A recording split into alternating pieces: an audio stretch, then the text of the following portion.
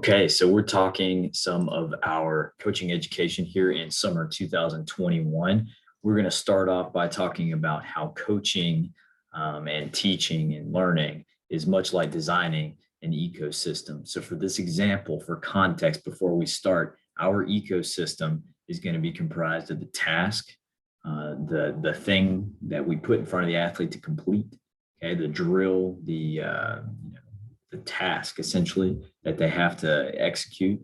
The athlete, his or her readiness, his or her mental status, their commitment and motivation, and then finally the environment, and that's essentially the situation that we find ourselves in. So let's see where some of this has come from. There's a lot of different types of literature out there about nonlinear pedagogy and how athletes and learners, students of any type, basically learn in a very non-linear fashion. So things don't happen really neatly.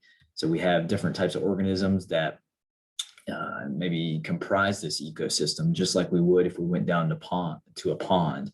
Okay, so we have a pond in this case. We have organic and inorganic types of features here. We have rocks. We have things that are alive, like this little. It appears to be a kangaroo. We have the sunlight here. We have trees, green grass. We have frogs.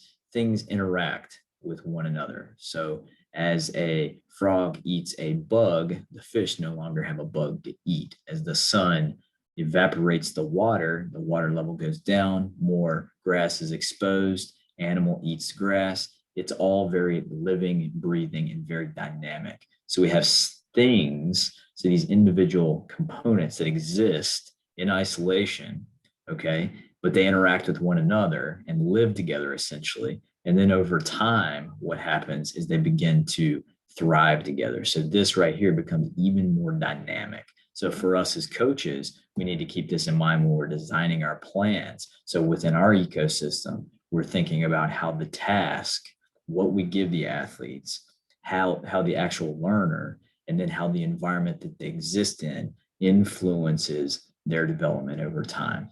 Keep talking about this. We can essentially take these three elements, task, athlete, and environment, change how we're designing our practice plan or training show, and we can manipulate that to progress or regress. We can also use this for evaluation purposes.